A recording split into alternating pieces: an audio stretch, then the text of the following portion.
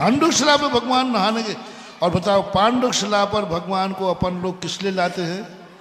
बैठालने के लिए कि नहाने के लिए? और किसी काम में नहीं लाते, पूजा पाठ के लिए नहीं लाते। पांडुक शिला पर लाने का अर्थ क्या है? और भगवान इतने सीधे हो गए, नियम तोड़ दिया, नियम तोड़ दिया। बोलो, इतनी बड़ी महाशक्ति नियम तोड़ती है तो कितना बड़ा लाभ होना चाहिए। उस समय मूर्ति इतनी करुणावान होती है, उस समय मूर्ति के अंदर इतनी ताकत आती है जितनी गंधारी की आंखों में आती थी। सबसे ज्यादा ताकत उस समय आती है। और उस समय तुम सामने हो, उस समय तुम अभिषेक कर रहे हो, उस समय तुम्हारी मांग कुछ चल रही है, उस समय भगवान केवल तुम्हारे लिए है। और तुम भगवान के लिए अभिषेक कर रहे हो और भगवान तुम्हारे लिए करा रहा है। रे मूर्ख, वो अपने लिए अभिषेक नहीं करा रहा है, वो अपने गार्डन देखने के लिए पट्टी नहीं खोल रही थी। नहीं, बहुत दिन हो गए जिंदगी में पट्टी बांधे बांधे, थोड़ा देखूं तो सही दुनिया कैसी है। दुनिया को देखने के लिए, गार्डन देखने के लिए, पति का मुंह देखने के लिए, दुनिया को देखने के लिए पट्टी नहीं खोल रही थी। किसके लिए पट्टी खोल रही थी? बस महानुभाव, भगवान नहाने के लिए पांडुक शिला पे नहीं आए हैं, उनको नहाने का शौक नहीं है।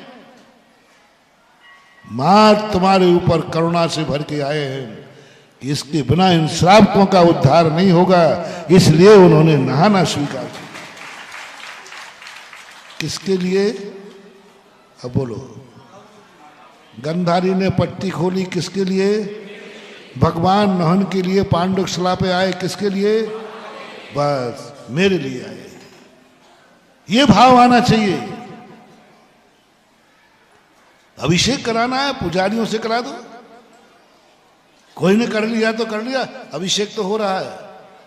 अरे अभिषेक तो हो रहा है, तूने किया कि नहीं? पंच लोग, हमारे मंदिर में तो प्रतिदिन अभिषेक है। महाराज जी, मोराज जी का कोई मंदिर में कोई मूर्ति बिना अभिषेक के नहीं रहती। आप वो तो मुझे भी मालूम है, तुम करते हो कि नहीं? बोले महाराज आपको आम से मतलब है कि गुठली से? क्या जवाब दोगे? बोलो, जवाब यही दोगे ना कि आपको आम से मतलब है कि भगवान का नहन हो रहा है, कोई भी कर रहा है। नहीं महाराज, नहीं, भगवान का नहन हो रहा है, इसमें कभी संतोष धारण नहीं करना। मैंने अभिषेक किया कि नहीं किया, ये विचार जरूर करो, क्योंकि भगवान मेरे लिए आए और मैंने लाभ नहीं लिया। भगवान ने मेरे लिए नियम तोड़ा। और ये भी अब कान खोल के सुनो, अभी तो आशीर्वाद की हुई, अब मैं अब तुम्हारी उतारे हुए देता हूं। ये भी कान खोल के सुन लो। गंधारी ने पट्टी खोली किसके लिए? दुर्योधन के लिए। और दुर्योधन गलती करेगा तो मरेगा कौन?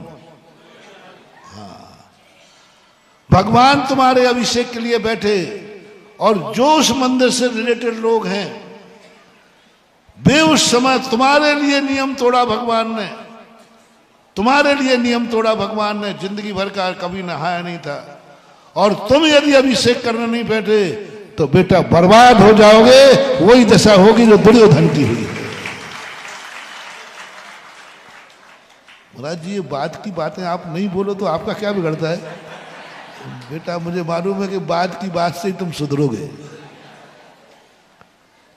अब यदि तुम्हारे भगवान तुम्हारे लिए बैठे पांडुक शिला पर, वो मंदिर जितने लोगों का उसमें आता है, मान लो अपना मोराजी है, तो ये कितने लोग इस मोराजी से रिलेटेड हैं जो मोराजी को दर्शन अपना परिवार को मानते हैं? उन सारे घरों में उस समय नकारात्मक ऊर्जा पहुंचती है जिस समय पांडुक शिला पे भगवान बैठे हैं। उस समय उस मूर्ति से एक एनर्जी। कौन है जो अपने घरों में बाथरूम में नहा रहा है? कौन है जो बाथरूम में बैठा है? कौन है जो घर में बैठा है? मैं उसके लिए यहां बैठा हूं, मैं उसके लिए नियम तोड़ रहा हूं, और वो पट्टा घर में घर्राटे ले रहा है। ध्यान रखना बेटा, ऐसे सोओगे कि नींद ही नहीं खुलेगी। मैं उसके लिए नहाने के लिए बैठा हूं, बाथरूम में नहा रहा है, ऐसी बीमारी होगी जिसका दुनिया में इलाज नहीं होगा। क्योंकि वो तुम किस समय कर रहे थे? जिस समय भगवान तुम्हारे लिए पांडुशिला पर तुम्हारे लिए बैठे थे। ये मंदिर बहुत खतरनाक है, बहुत खतरनाक है महानुभाव। अच्छा है, अच्छा है ऐसे स्थान पर मकान बनाओ जहां जिनेंद्र का मंदिर ना हो। हाँ, उन कॉलोनियों में मकान बनाया करो जहां जिनेंद्र का मंदिर ना हो। बहुत फायदे में रहोगे, बहुत फायदे में रहोगे। कभी हम पूछेंगे कि अभिषेक करते हो? नहीं। एक ही बार, मंदिर ही नहीं। इतने ही में 100 खून माफ, कोई नकारात्मक एनर्जी नहीं, कुछ नहीं। ये आशीर्वाद किसको लेना है? तो दूसरा आशीर्वाद है कि भगवान जब भी मेरा मकान हो उस कॉलोनी में पहले जिनेंद्र का मंदिर। ये चाहते हो तो लो, उन्हीं लोगों के लिए साइड इफेक्ट बता रहा हूं कि मंदिर तुम्हारे लिए है तो तुम्हें लाभ लेना पड़ेगा। नहीं लिया, भगवान तुम्हारे लिए अभिषेक पांडुशिला पर बैठा है और तुम उस समय अभिषेक का लाभ नहीं ले रहे हो, तो आपको नकारात्मक ऐसी एनर्जी बैठेगी कि तुम्हारा सारा पुण्य खत्म होगा और लाइलाज तुम्हारी जिंदगी हो जाएगी। क्योंकि त्रिलोकीनाथ ने नियम तोड़ा है तुम्हारे लिए। ये क्रियाओं को हंसी मजाक मत समझो। धर्म की क्रियाएं दीपक है, सावधानी से लोगे तो प्रकाश है और चूक गए तो विनाश। इसलिए मैं कह रहा था मूर्तियां, मंदिर, मैंने कहा ना, मैंने भगवान के लिए कभी अभिषेक न कराया है न कराऊंगा। भगवान के लिए न मैंने मंदिर बनाया है और न कभी मैंने भगवान के लिए तीर्थ बनाया है और न बनाऊंगा। जो कुछ भी करता हूं अपने भक्तों के लिए करता हूं। सीधी बात, जिसका खाऊंगा उसी का बजाऊंगा। भगवान कोई मुझे खाने दे रहे क्या? बताओ, अंजलि लेके निकलूंगा तो भगवान मेरा इंतजाम करेंगे भोजन का? कौन करेगा? जल्दी बोलो ना। तो बात, जिसका खाऊंगा उसी का बजाऊंगा, जिसके करिए करूंगा। मैंने कि भगवान अपन तो सीधे साधे यार, नमक हलाल अपन करते नहीं। श्रावक के लिए ये बीच में जो थोड़ा मैं बोल देता हूं ना, ये मेरा पैटर्न सही ये है महानुभाव।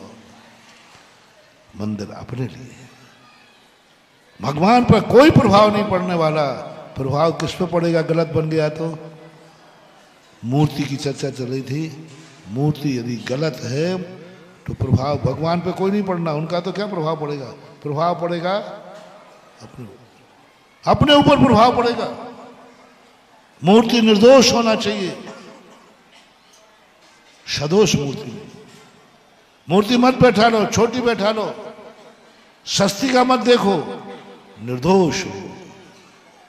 स्टेचू की बात चल रही थी, गुरु महाराज की मूर्ति, भगवान की मूर्ति नहीं। भगवान की मूर्ति का एक नाप आगम में निश्चित किया है, गुरु की मूर्ति का वैसा ही नाप है। मूर्ति कोई भी हो उसका नाप एक होगा, हुबहू नहीं होगी। क्या अपन आदिनाथ की हुबहू मूर्ति बनाते हैं? बाहुबली की, भरत की बना ही नहीं सकते। वो किस आकार में थे, किस भेष में थे, कैसा रूप था, कुछ नहीं। मूर्ति का एक नाप है, हुबहू नहीं बनाना। वीतराग मुद्रा का नाप आगम में लिखा हुआ है। मुनि महाराज की भी बनेगी तो ऐसे ही मूर्ति बनेगी जैसे भगवान की बनती है। फर्क कितना होगा? चिन्ह के स्थान पर पिछी कमंडल होगा, चिन्ह के स्थान पर क्या होगा? पीछे कमंडल होगा और नाम लिखा जाएगा फलाने कुंद कुंद भगवान का। लेकिन मूर्ति कैसी होगी? जैसे भगवान की होती है, वही आकार वही प्रकार, हुबहू नहीं। तब पूज्य गुरुदेव ने कहा नहीं। हमने फोटो भेजी स्टेचू का, मैंने कहा देखो महाराज जी, मैंने महाराज जी के पास इसलिए भेजी थी क्योंकि ज्ञान सागर महाराज को हमने देखा नहीं था, तो मैंने कहा आचार्य जी को दिखा दूं कि आपके गुरु ऐसे ही थे ना। देखो आपके चेले ने आपके गुरु की कितनी बढ़िया मूर्ति बनवाई। तो फोटो लेके भेजा कि आचार्य जी आप मिला लो, आचार्य जी ऐसे ही थे। तो आचार्य जी कहते थे तो ऐसे ही, लेकिन ये फोटो क्यों दिखाई जा रही है? मैंने कहा आपके गुरु की मैं मूर्ति बनाऊंगा, मंदिर बनाऊंगा, गुरु मंदिर। अच्छा, तुरंत आदेश दिया नहीं, हुबहू कभी मूर्ति नहीं बनती है। मूर्ति नाप की होती है और हुबहू शक्ल कैसी होती है? जवानी में, बुढ़ापे में। अपने आचार्य सिंह की कितनी फोटो है, ये देखो। क्या शान से देख रहे हैं ऐसे, क्या गधा तू।